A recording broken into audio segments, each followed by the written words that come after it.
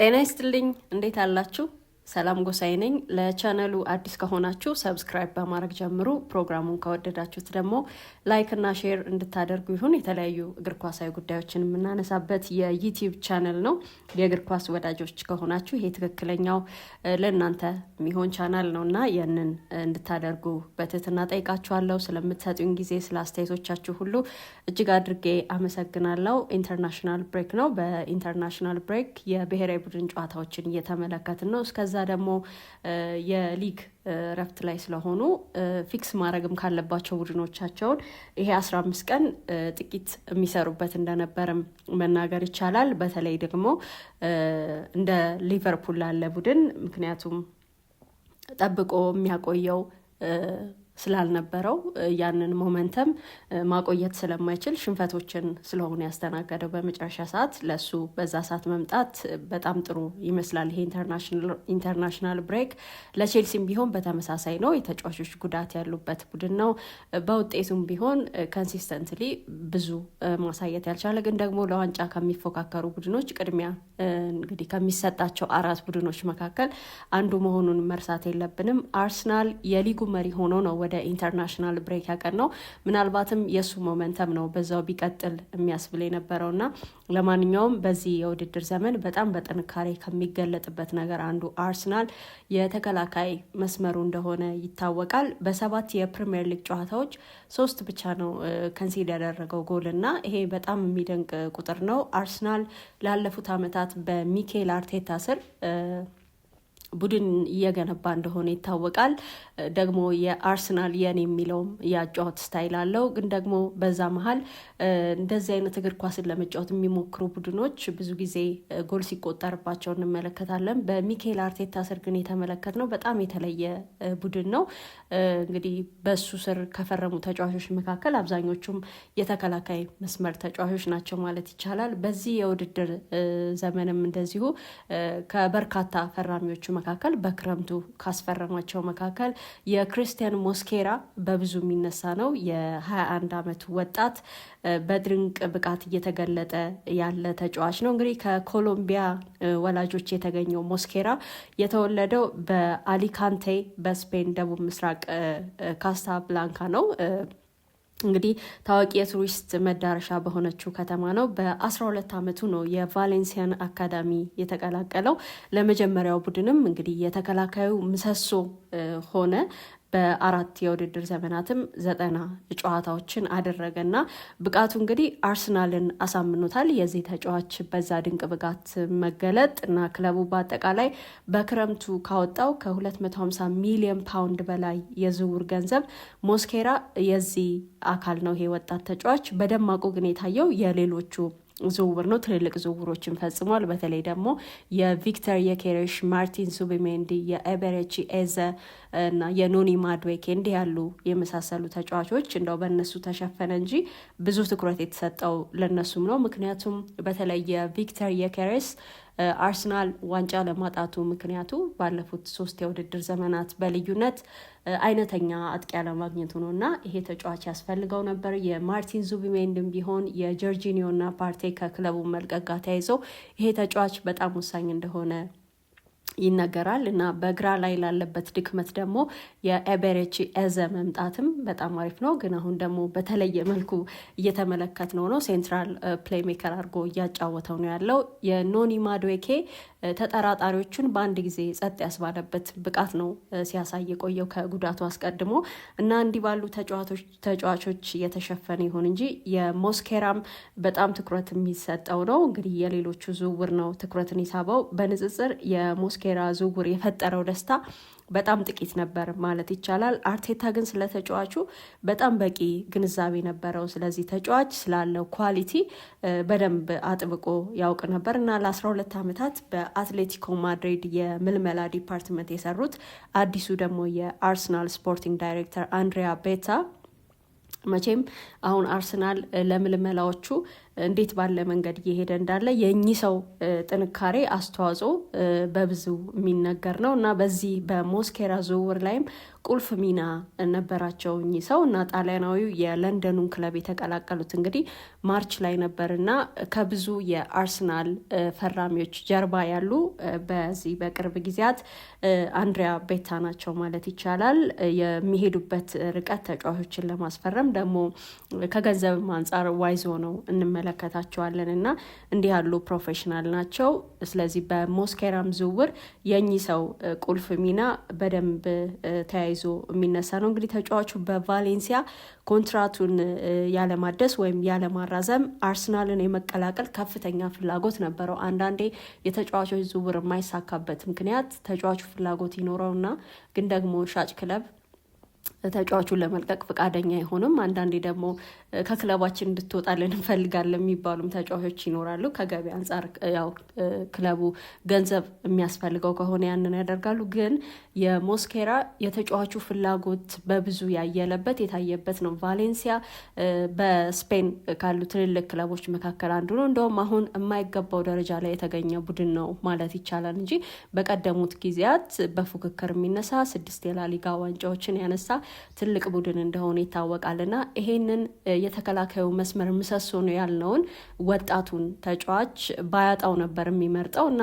ውሉን እንዲያድስን ፍላጎት ነበረው ክለቡ። ግን ደግሞ ሞስኬራ አርሰናልን የመቀላቀል ፍላጎት ስለነበረው በዚህ ምክንያት የተሳካ ዝውውር ነው ማለት ይቻላል እና ሞስኬራ እንግዲህ አሁን የተቀላቀለው ክለብ አርሰናል የስፓኒሽ ፌቨራይት ያለው ድሬሲንግ ሩም ነው ማለት ይቻላል። መልበሻ ክፍሉ በጣም የተመቸው እንዲህ በድንቅ ብቃት ስለመገለጡ አንደኛው በዋናነት የሚነሳው ምክንያት የተመቸ ኤንቫይሮንመንት ማግኘቱ ነው። ይሄ ተጫዋች እና ግብ ጠባቂዎቹን ዳቪድ ራያን እና ደግሞ ኬፓ አሪዛባላጋን ጨምሮ ተከላካዩ ክሪስቲያን ሞስኬራ፣ አማካዮቹ ሚኬል ሜሪኖ እና ማርቲን ዙቢሜንዲ እና ደግሞ ራሱን ማሰልጣኙ ሚኬል አርቴታ ስፔናውያን ናቸው እና 6 ስፓኒሾች ባሉበት የድሬሲንግ ሩም ውስጥ መገኘት በራሱ የሚፈጥረው ሌላ ምቾት ይኖራል። በዋናው ቡድን 10 የሚሆኑ ተጫዋቾችና አሰልጣኞች ስፓኒሽ አቀላጥፈው የሚናገሩ ናቸው እና በደንብ እንዲለምድ እንደውም ዳቪድ ራያ በጣም በብዙ አግዞኛል ይላል ሞስኬራ።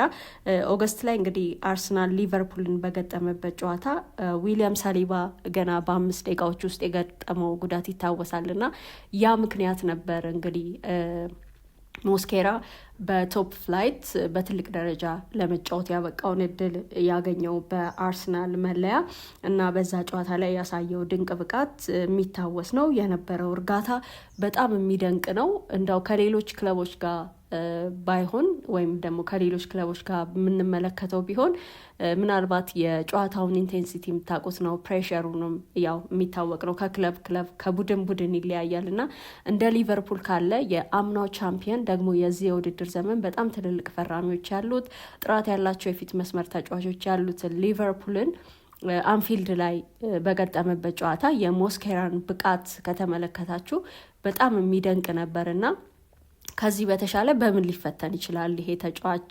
ለዚህ ነው በልዩነት ገና ከመጀመሪያው ሊነሳ የቻለውና እዛ ጨዋታ ላይ የነበረው እርጋታ በጣም የሚደንቅ ነው። ይሄ ወጣት ተጫዋች በጨዋታው አርሰናል ተሸናፊ ይሁን እንጂ እንግዲህ እንደምታስታውሱት ያ ድንቅ የቅጣት ምት ጎል ሶቦስ ላይ የተገኘው ሊቨርፑልን አሸናፊ አድርጓል። አርሰናል ተሸናፊ ሆኗል። ግን ደግሞ በዛ ጨዋታ ክሪስቲያን ሞስኬራ በግል አሸናፊ ነበር ማለት ይቻላል። በድንቅ ብቃት ነው የተወጣው። አሁን ዊሊያም ሳሊባ ይሁን ጋብሪያል በጉዳት ባይኖሩ አርሰናል እንደ ቀድሞ የሚጨነቅበት ጊዜ አይደለም።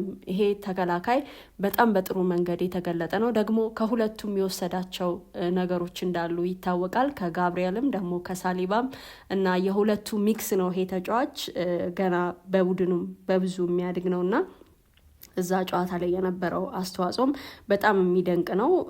በግል ደግሞ አሸናፊ ነበር ማለት ይቻላል። በሁሉም ውድድሮች ለአርሰናል 8 ጨዋታዎችን አድርጓል። ከ8ቱ ደግሞ በ4ቱ ጨዋታ ጀምሯል። በውድድር ዘመኑ ገና በጊዜ አርሰናል ለተገኘበት ድንቅ ፎርም ከወሳኝ ምክንያቶች አንዱ ሞስኬራ ነው ማለት ይቻላል። የአርሰናል የቅርብ ጊዜ ሜጀር ዋንጫ በ2019-20 ያሸነፈው የኤፍኤ ካፕ ነው። እንግዲህ የተለያዩ ስታትስ የሚያቀርበው ደግሞ ኦፕታ በዚህ የውድድር ዘመን የቻምፒየንስ ሊግ ዋንጫን ለማሸነፍ ፌቨራይት አድርጎታል። አርሰናል የግማሽ ፍጻሜ ተፋላሚ እንደነበረ ትልልቅ ቡድኖችን በጥሩ መንገድ እንዳሸነፈ አሳማኝ እንደነበረም በተጠናቀቀው የውድድር ዘመን በቻምፒየንስ ሊግ ውድድሮች ተመልክተነው ነበር እና በዚህ የውድድር ዘመን እንግዲህ ለመጀመሪያ ጊዜ ትልቅ ፐርሰንት ያገኘው በዚሁ በሚኬል አርቴታ ስር ነው፣ ዋንጫውን የማሸነፍ ኦፕታ ባስቀመጠው ስታት ማለት ነው እና በጣም ጥሩ ፎርም ላይ ያለ ቡድን ነው። በአጠቃላይ ሞስኬራ እንግዲህ ከኮሎምቢያን